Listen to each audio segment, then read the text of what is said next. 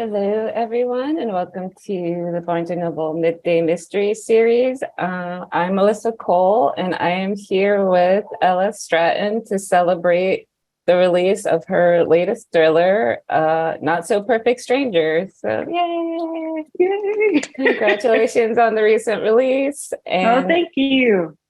It is an awesome book, and I'm excited to be here to talk about it with you. But first, I'm going to read your bio. For anyone in the audience who isn't aware, Ella Stratton is an NAACP Image Award-nominated author and former crime newspaper reporter who has written more than a dozen books under different pen names in just about every genre, from thrillers to romance to historical fiction. She currently lives in Maryland with her husband, their daughter, and their tuxedo cats. So, welcome. I also have a tuxedo cat, so I don't know about yours, but every tuxedo cat I've had has been very gremlin-like. Mine is a basement lurker, so I don't know if that falls under gremlin-like. Okay, that is a better variant of gremlin, I guess. So we're here to talk about Not So Perfect Strangers. For anyone in the audience who hasn't picked up the book yet, and if you haven't, you can pick it up at Barnes & Noble. It is the April Book of the Month pick for mystery and thriller. You can pick it up either at your local store or on the website. Can you tell us what the book is about? Sure. It's a modern spin on Strangers on a Train, which was a book written by Patricia Highsmith. More than one person has pointed out to me, do you realize that the film by Alfred Hitchcock was based on the book? Yes, I realized that. It's based on, but it's an adaptation of the book, and the film, which was adapted from the novel by Alfred Hitchcock, is basically about two strangers who meet by happenstance. And in this version, it's two different women who are in marriages that they want to get out of. One is named Tasha Jenkins. She's in an abusive marriage, and she goes to the hotel one night with plans to take a flight to Atlanta to escape her husband with her son. Also at the hotel is Madison Gingle, who's in a marriage where she suspects her husband is having an extramarital affair, and they have many other issues in their marriage. And so these two women meet at the hotel by happenstance. Tasha is going back because she found out something about her son, and Madison has decided she's just done with her husband. And so they meet in the hotel as Tasha is leaving and Madison is leaving. And Tasha has to make the split decision of whether or not to let Madison into the car. And she decides to do it, and it changes the course of her life. It basically gets very complicated. Madison puts forward the idea of maybe they can take care of each other's problems for each other. And the story then spirals from there. Yeah. Thank you. And I really love that there were so many layers to this as far as a thriller goes.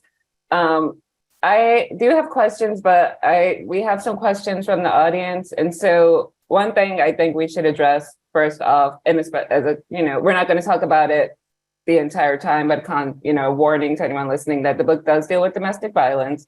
We're going to briefly talk about it right now, but not for the entire interview. So if anyone wants to pause right now, come back in a couple of minutes. I'm just going to ask this question from one of your readers. Vanetta Lightfoot asked, why was it essential for you to center domestic abuse as a common thread between the two characters? And did you know you were bringing a voice to women of various racial backgrounds who are experiencing this type of trauma? And I thought that was a great question to kick things off with. Yeah. As far as domestic abuse, for me, these are two very different women. Yeah. And so I had to find an experience that would immediately make them connect with each other. They have very different backgrounds, not just racial, not just socioeconomic, it's just very different experiences. And so when both of them realize they have that common factor in their past, not only does it connect them, but it also makes them makes them say, I should help you. It makes them immediately say, I can't get out of my situation, but maybe I can offer you comfort. It's just their idea of comfort for each woman is two completely different things. Yes. I haven't personally had experience with domestic violence, but I have had friends who are. So I have seen firsthand what it was like when they were experiencing something privately that they couldn't express publicly, and how they were trying to explain their situation. And even in the novel, I talk about it, me not knowing or going through what they're going through, I don't understand. And so that was a constant refrain from one of my friends, like, you don't get it. You just don't get it. Yeah. You just don't get it. And these two women, it's like, finally, I meet someone who gets it. And so that's their connection to each other. And that's what immediately makes them want to get involved in each other's lives, what they probably wouldn't have done under any other circumstance. Yeah. And I appreciated that aspect of the story, because at certain points I was like, what are you doing? Like, but obviously I understood why she was doing it, and how for people who are in that situation, it's just as frustrating for them. So I thought you captured that really well, of this character who knows she needs to leave, but then keeps getting drawn back in. And also how that, makes her vulnerable in so many ways, even as she's trying to get out of the situation. Exactly. And your prior work experience, in addition to being a writer, is being a crime reporter and a journalist. And would you say that was something that you were able to draw, not as in like, oh, I wrote a story about something like this, but in the sense of like shaping how these characters move through the world, and when the police are called in, and all these different aspects of how a crime plays out? Oh, absolutely. There are some liberties that, of course, for dramatic reasons, I had to take when it comes to criminal investigations. Like, I've had to cover it before, and I understand that there are certain procedures that have to be done that don't really lend themselves all the time to thrillers. So I had to take liberties with that. But the one aspect that really helped as a crime reporter is that you couldn't just be the voice for the victim. You also had to talk to people who were the defense attorney. You had to talk about the criminal's background. And so it makes you not necessarily see both sides, but understand that you can present both sides. And for me, that's always important for multidimensional characters. Yeah. I don't want them to just be archetypes of good and archetypes of evil. I think it's important in order to present complex people, and because people are complex in real life. And so when you're, as a reporter, a fair and balance is used liberally, and actually is a term that's been corrupted, but it's your goal to try to say, okay, this is one side of the story, but this is what the defense is presenting in their case. And so that's basically what I'm doing in thrillers as well. And I really love how it plays out from each character's perspective, and how it's like so deeply rooted in each perspective. And I know that like dual narrative POV is pretty common in romance. And you were also a romance writer. Yes. So I just wanted to talk a bit about the similarities and differences in writing romance versus thrillers. And was there anything that made it difficult for you? But more likely, was there anything that made it easier for you when writing a thriller? Like I said before, I'm sure you have experience with this as well. But for me, romance is very invested in emotions. Expressing emotions, the roller coasters of it, articulating it well so that the reader is going through the experience of these two people falling in love with you. So they're not seeing it from the outside. You want them to see the highs and lows and feel the heartbreak, where they just want the characters like, what's happening? You guys should be together. And so it lends itself to thrillers because it's also a roller coaster of emotions. You learn how to articulate something. It's like, they were scared. Okay, well, that's great. Tell me how they were scared. That does it well. And also romance really lends itself to pacing. Yeah.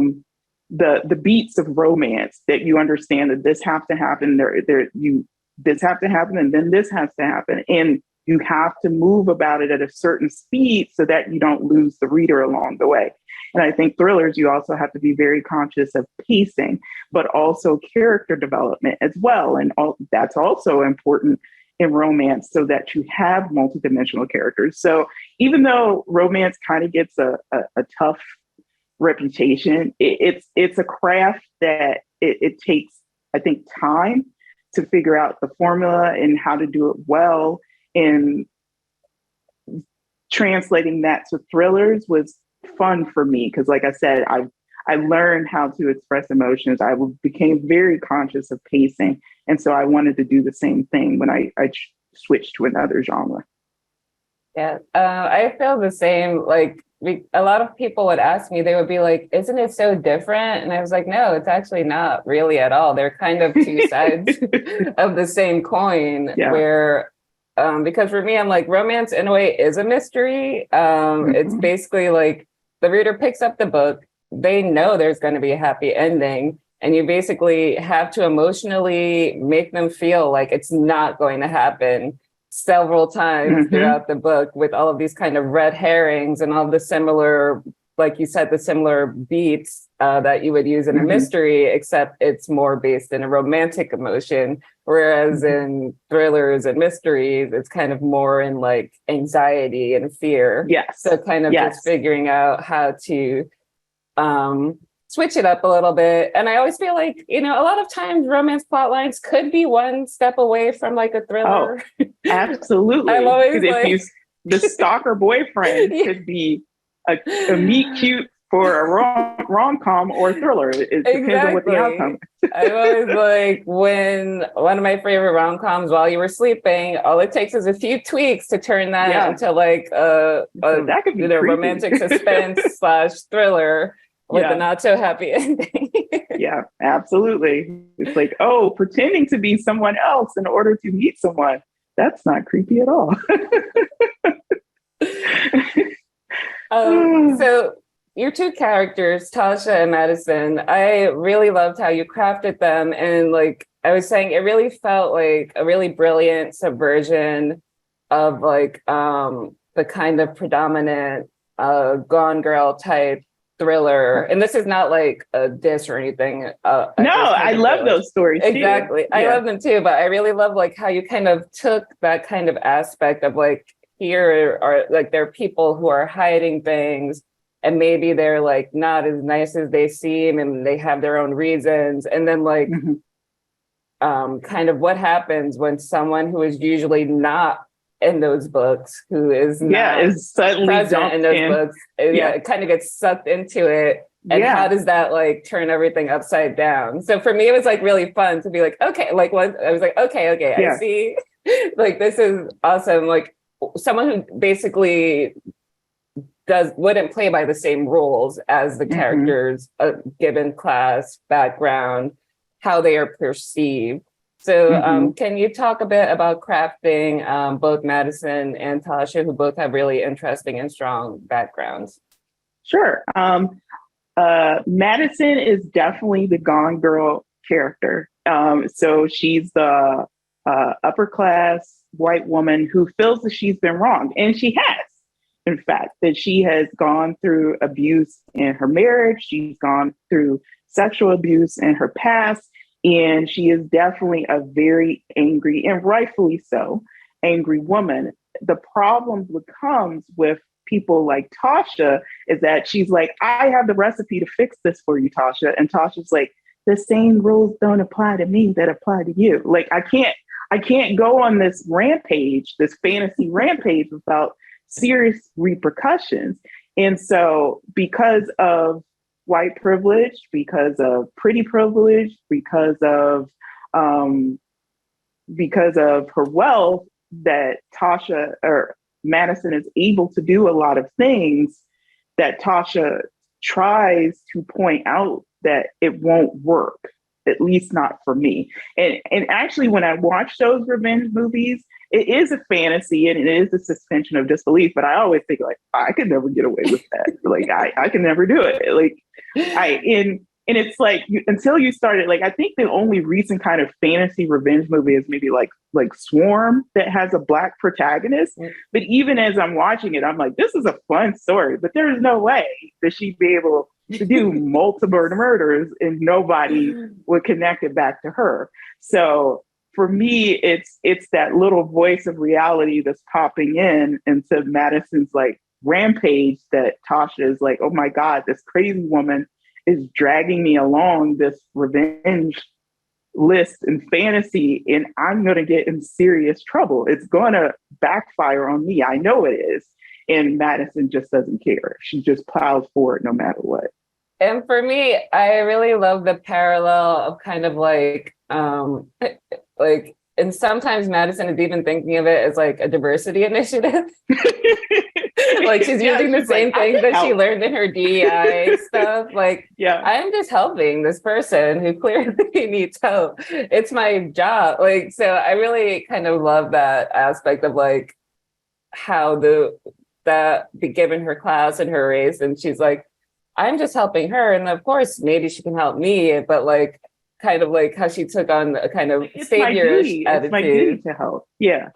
No, she has the white savior complex that's basically, it takes over for her, that she tries to turn her anger into something laudable. But in the end, Tasha even points out, it's always been about you. It's not about me. It's your revenge. It's what you want to do. You don't care what I want. So. And was there any particular, I know this is always a hard question because, you know, often it's hard to describe where characters come from. They just like pop into your head sometimes and then there they are. Was there any specific situation that made you think of this, maybe these characters or this interaction? Or was this something did the plot come to you first, or did the characters or one of the characters come to you? Do you have any specific moment of being like, oh yes, this is like the book I want to write? Well, like I said, I've always loved the revenge stories. And when I watched Strangers on a Train, the film, that I was thinking like, what would it be like to insert someone from a similar, not identical, but a similar background than me, and how would the story go? And so I tried to imagine the characters from there, and that's what I would start to think of. Okay, well, what would be the dynamics that would go on here? Like, who could she really pull it off? Chances are not. And so how would the two disagree with each other about how to proceed, just like they did in the film? But in the film and in the book, they're disagreeing because they're like, this isn't a right thing to do. Tasha actually has some misgivings about, she's like, I don't know if I necessarily don't want it. I just don't. I just don't think that it's going to turn out the way she thinks it will. So in the end, as the story unfolds, we see that things turn out very differently over time. Yes. Like, it's so hard to like not talk about the ending. I will not talk about the ending, but you all need to read the book and read the ending, which you will not see coming. So I'm going to get another question from the audience. And if any of you here would like to ask a question, you can drop it in the comments and I will try to get to it. We will try to get to it. So a question from Abina Miles is, what was your hardest scene to write in Not So Perfect Strangers and why? If you can talk about it without spoilers, I guess. What was your... I would say the hardest scene to write would be probably Madison's backstory with the sexual abuse, another trigger if somebody needs to step out, the sexual abuse that she experienced when she was a teenager. With her reverend that she basically went to as a counselor. That was hard, but I felt, and it was actually the editor and I, we went back and forth about like, how do we tell this story? It has to be done in a certain way. How do we talk about how she felt at the time? How do we talk about how she felt as an adult looking back on it? And I went through about 3 or 4 drafts of that scene, talking about her experience and everything that happened after, before I felt, okay, this is it. And even then I'm like, I hope I did it justice. I hope I didn't sensationalize it, because it's a very serious topic. And she even talks about like that what happened and how he did conditioning in order to get her into that situation. And so that was hard. I didn't particularly relish it, but I said, I felt it was important to the backstory of the character. Yeah, it was. And I thought it was really sensitively done, and also showed perspectives that people who have experienced it might like feel shameful about. So I think it was, when I was reading it, I was like, this is kind of, will probably for some people be kind of cathartic in some ways, because, you know, people write those kinds of like, you know, depending on the book, it could sensationalize it. Or like you said, or it can kind of downplay it. So, I mean, I can't speak from experience, but I felt like you handled it in a way that was very clearly trying to be thoughtful of anyone who had experienced that. Yeah. So Teresa, on that note, asked, was there any part taken out of the story that you felt you should have kept in, or that you wanted to keep in, I guess? No, I think I didn't want it to get too graphic. Definitely didn't. And the final version and it was basically, it became an agreement between my editor and I. Were like, okay, are we good? Are we good with this? And by the end, and I think I was happy with the final product, and it was a part, like I said, I was most worried about, that I didn't want to do any disrespect or sensationalizing of it. I acknowledge it's a very serious topic. So for me, and to me, sometimes in books, people can overuse it, or oversimplify it, or it is like, well, this is the thing that triggered this woman's revenge. It's like, no, I didn't want it to be that either. That it was part of her life, but it didn't define her entire life. So So for something I think about, you know, I thought about it a little before writing my thriller, and then which came out in September of 2020, and unfortunately resonated with a lot of what happened in summer of 2020. While you were working on your thriller, because this story does, you know, deal with there's a police involvement in navigating the justice system and interactions with the justice system. And how was it for you?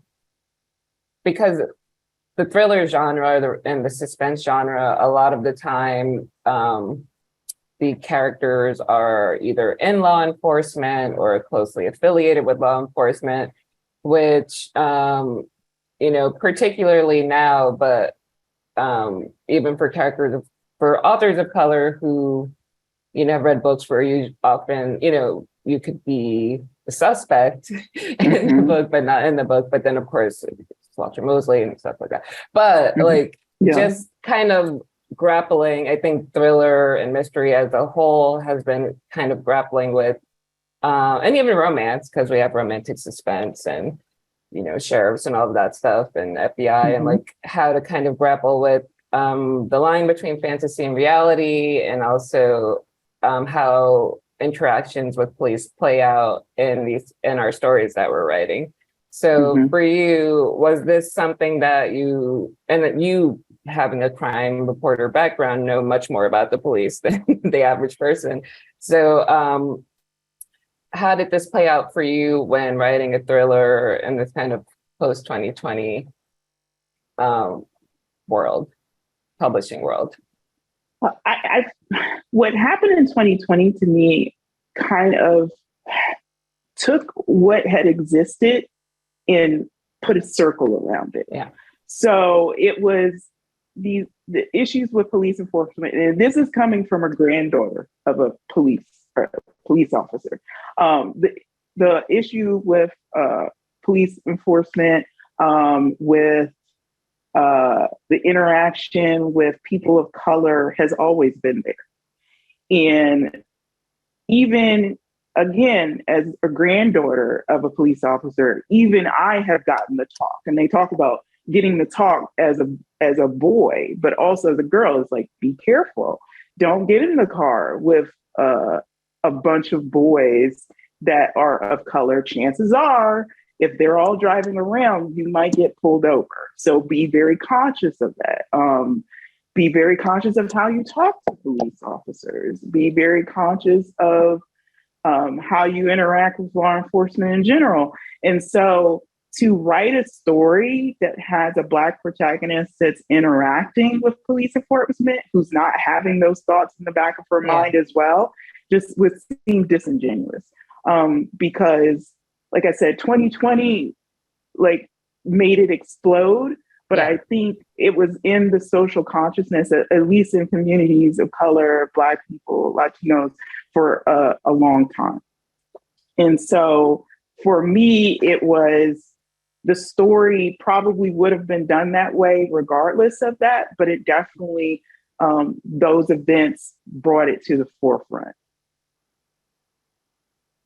And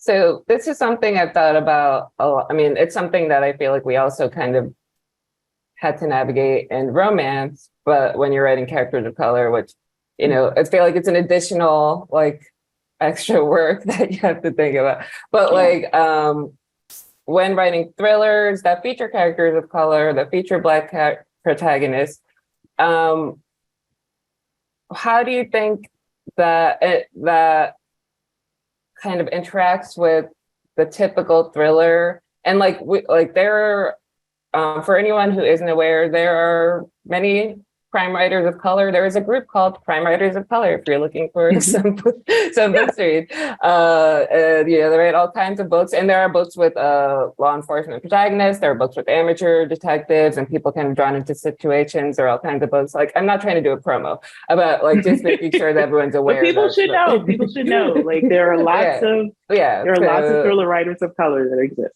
Yeah, so check out Crime Writers of Color. But how do you think that thrillers, if you want to, if that's, discuss social issues, what do you think of thrillers being used as a vehicle to discuss social issues? I mean, I think all books are vehicles for that, whether the authors are aware of it or not. Yes. That's a conversation for another time. I think even being conscious of, like you're saying, even if you choose not to include, especially if you do a story in New York City and none of your characters are of color, you're making a statement in that. Yeah. So I think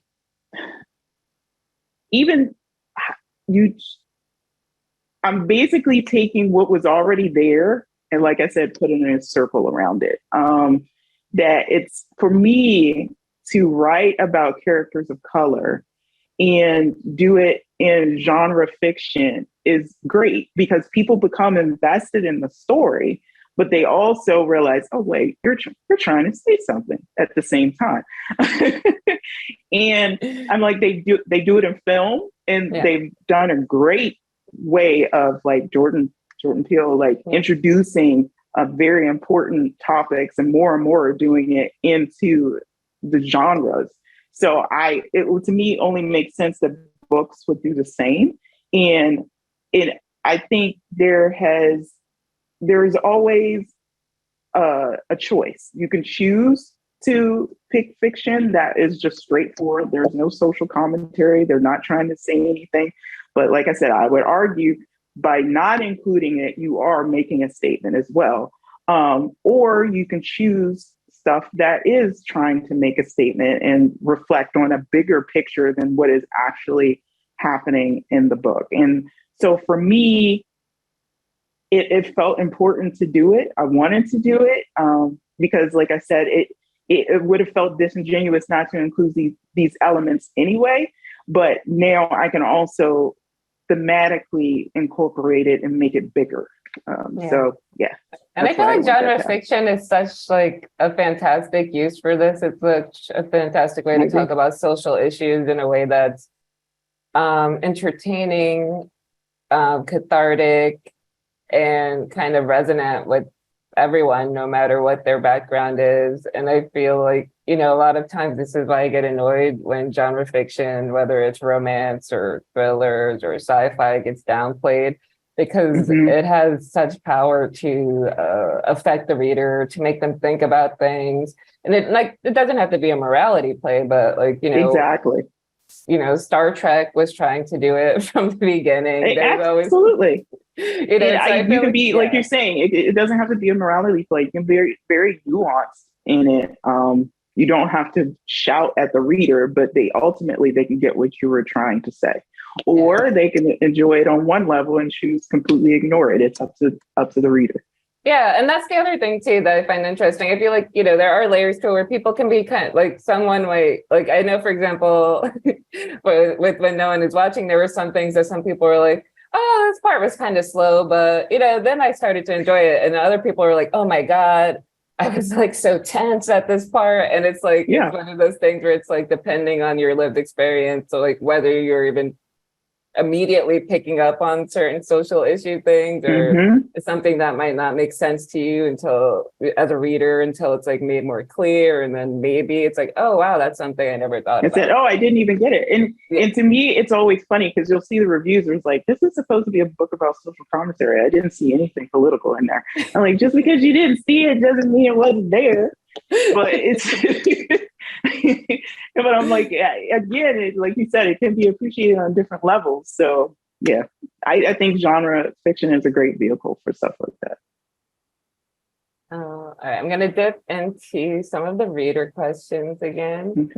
Okay. There is one in. Okay, so this is also in the writer in the list from the audience. So, and Angela also asked, what was your writing process like?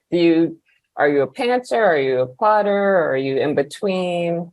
I'm an in between. I'm a person who I can't be a pantser from beginning to end. I started as a person like that, but I noticed that the more complex the stories became, and especially with mystery thrillers, is that it's very important to leave little hints, trinkets along the way, so that when the reader gets to the end, they can go back and say, oh, you were leaving clues all along. So then you have to be aware that, like, okay, in this chapter, I'm going to introduce this element. They may not realize I am, but they will know once they reach the end of the book. So I usually come up with the idea, and I write the first couple of chapters where I just get a feel for the book, a feel for the characters, where I'm trying to figure out what's going to be the tone, what's going to be the possible pacing. Is this going to be more serious? So I'm going to have to take it a lot slower. Is this going to be a faster paced story? Then I start to write out what is the basic overview, like a basic synopsis. And then I start writing some more and some more. And after a while, I start to do chapter by chapter synopsis that I know that, okay, this element has to be included here because you need this for later on in the book. So like I said, I'm a mix. Yeah, it's hard when you're writing mysteries. I basically am also a mix, and like I just try to write like scenes and like know what scenes that I want to happen and like kind of what clues should be there. But then I'm always like, oh wait, no, I have to go back and add this. And meanwhile, my editor is like, where is the book? So I'm working on it. Like if I had an exact date, I would be really happy too. Jessica has a good question, which is, what is the best advice you have ever received? The best advice I ever received so far as writing is that there is no perfect way to do this. Some people have the rule of a writer writes every day. And some people say write only when you feel like writing. And to me, it's basically, as a writer, you have to learn your own process. And after years and years of doing it, I figured out like what works for me and what doesn't. I know I can't always write every day, but I also know I start to miss it when I go long periods without writing. I have to write something, even if it's something I know won't be published. Also, just writing what you want to read.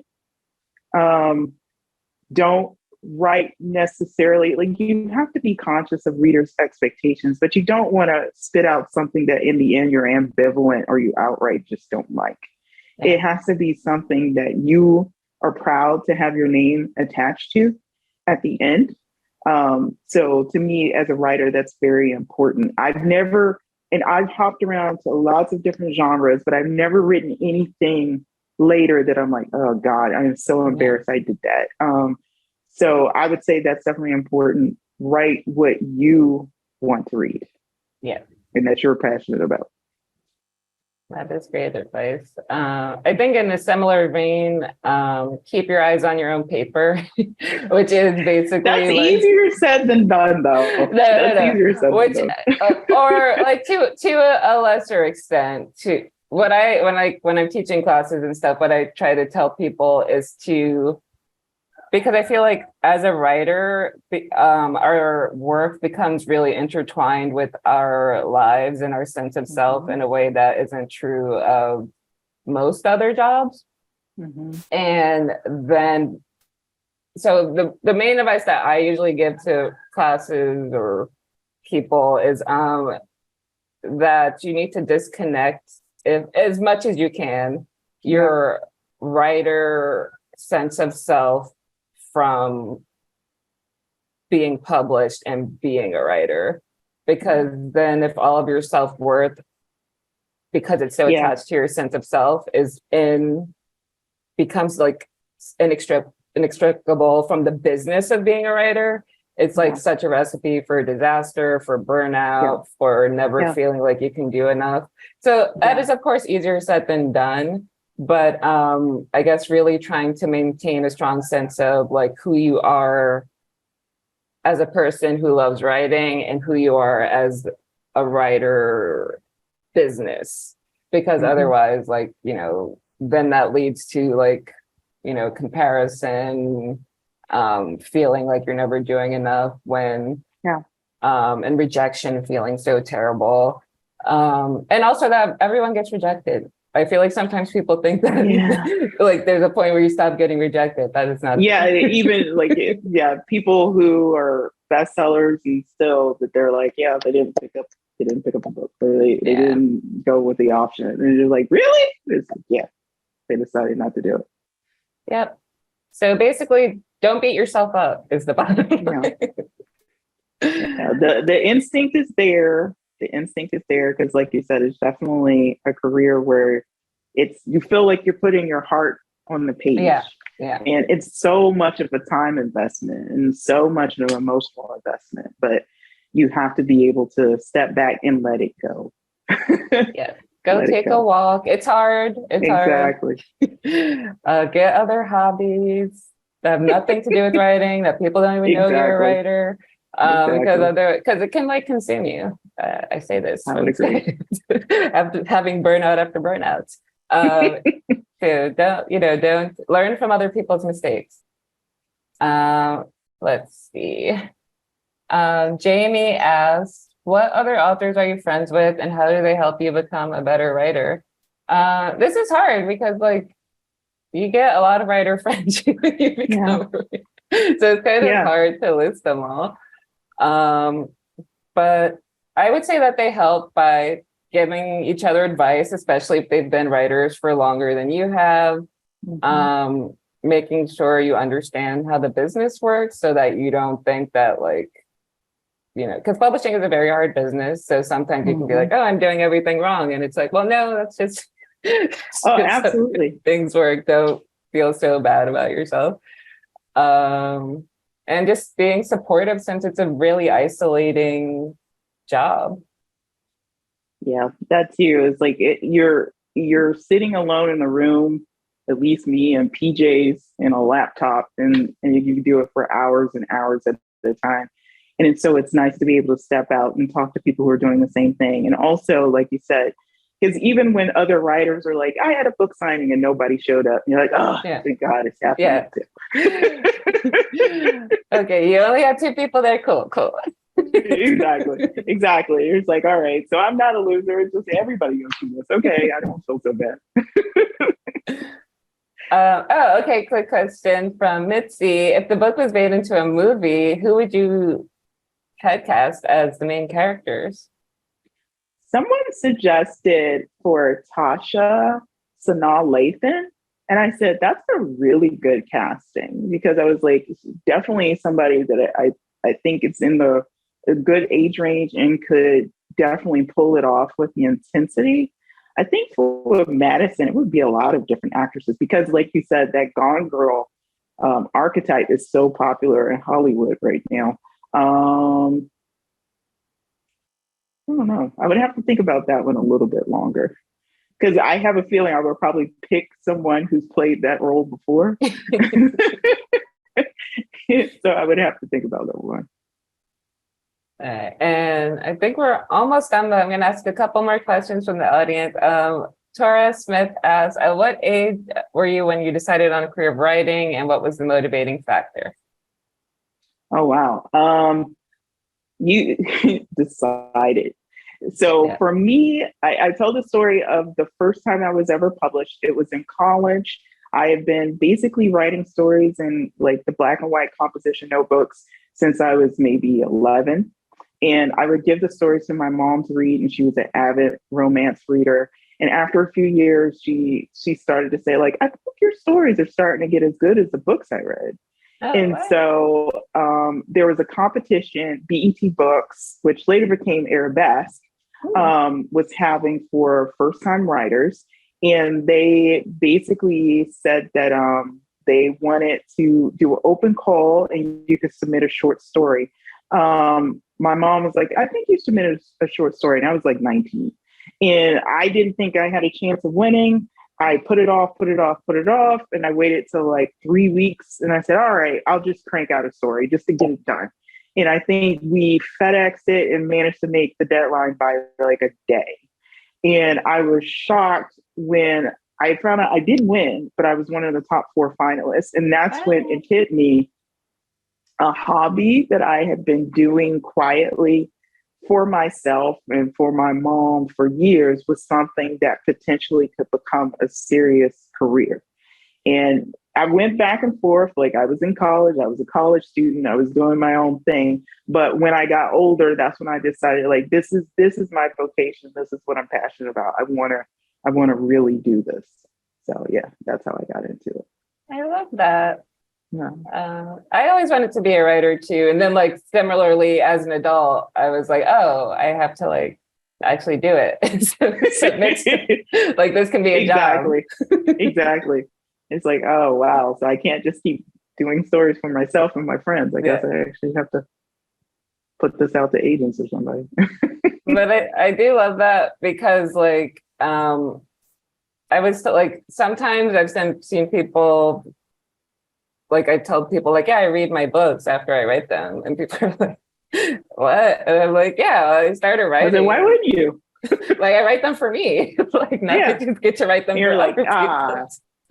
I guess, but it's like, just even, go ahead. No, I was going to say, it's just a habit from being a kid and being like, what do I want to read? Let me write it. And then I can read.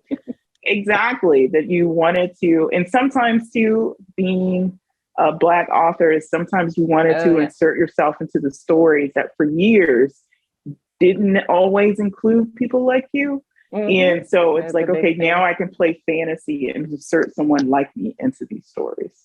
Yeah. Okay, so I think we're almost done. Virginia asks, what is the purpose of writing under different names? Well, that is a interesting question. Sometimes my name's changed just because it was like, all right, we're going to a new publisher, we got to start something. Or you write under different names because it's the author brand. Shelley Ellis, which is my other pen name, has a very different brand. It's a very soapy romance. That's where I started as a romance writer. And so when I knew I wanted to go full into thrillers, mysteries, I talked about it with my agent and we said it was time for a different name so that people knew that they weren't reading a Shelley Ellis book, the same expectations they had of a Shelley Ellis novel. They wouldn't have it of this. That if you read both, sometimes people say it's actually reads like different people wrote it. And I'm like, that's exactly what it's supposed to be because these are two completely different brands as an author. Yeah. I can't do that because I can barely keep track of.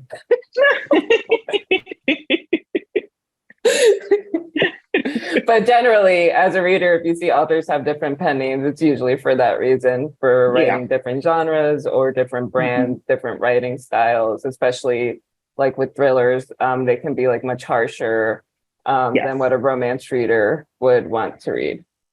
Exactly. Okay, and we have one more message.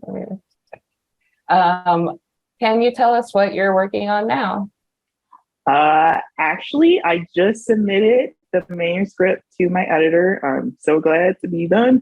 And it is another thriller, but it's a gothic thriller. I've never done one before. Yeah, it's a dual timeline gothic thriller, partially set in the present in Washington, D.C., and in the Harlem Renaissance in New York. And it pulls in lots of historical figures. It was inspired by a very eccentric Harlem Renaissance patron. She was notorious for her odd behavior, also notorious because she believed in the occult. So I decided that once I read about that character, that I was like, all right, I can't believe someone hasn't put her in the story already. So I didn't use her name, but she was definitely, the character is heavily inspired by it. And it should, I think my editor told me today, it should be coming out in the summer of next year. So I can't wait for everyone to read it. It's the first kind of like, spooky type of thing I've ever done. So it should be fun. I'm hoping people like it. That is awesome. Yeah. Well, I'm down to read it, even though I get scared very easily, except when, despite writing scary things, and I'm like, oh no. But I am looking forward to reading it, and I think we have to wrap it up now. So thank you, everyone, for being here. Thank you for your great questions and for participating. Thank you, Shelley. I'm going to hold up the book. As we were told that I had to hold up the book. If you have not, if you have not picked it up yet, definitely pick it up. I thoroughly enjoyed it, and you owe it to yourself to read it and to get to that ending. And I was on a plane and just like, and I usually can't read on a plane, so I was very glad to have something that could hold my attention. Oh, thank you. Looking forward to your next book. And thank you, everyone. Thank you. Thanks. Thanks for having us. Bye. Bye.